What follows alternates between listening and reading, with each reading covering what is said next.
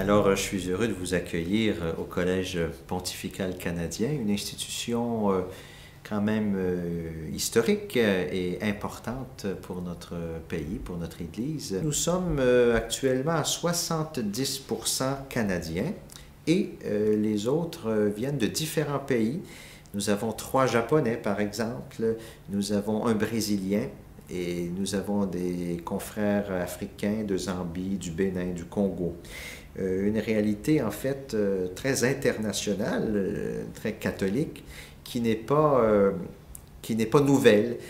Je m'amusais à regarder les photos d'archives où j'ai réalisé avant la guerre, en 1939, déjà, il y avait des gens de Vilnius et de Bâle à la communauté du collège. Alors, on ne fait que maintenir et perpétuer cette belle tradition d'ouverture et de multiculturalisme aussi qui caractérise notre pays.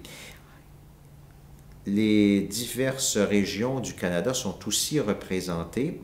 Il y a évidemment une délégation nombreuse de Toronto, une belle délégation aussi de Vancouver, d'autres diocèses de l'Ouest, je pense à Prince Albert, où nous avons pour la première fois depuis plusieurs années un étudiant. Et nous attendons des étudiants de l'Est. Maintenant, nous pouvons compter sous la présence de la communauté Marie-Jeunesse. Nous avons 2 membres de Marie-Jeunesse de Québec. Mais espérons que dans le futur, nous aurons plus de francophones.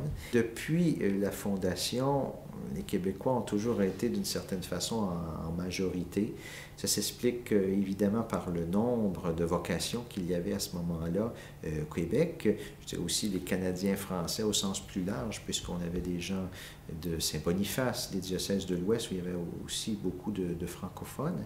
Et donc, et cette présence francophone s'est maintenue dans la direction, dans le choix des supérieurs du Collège canadien. Jusqu'à maintenant, la plupart ont été des recteurs d'expression francophone, d'expression française. Et donc, ça aussi, c'est notre histoire.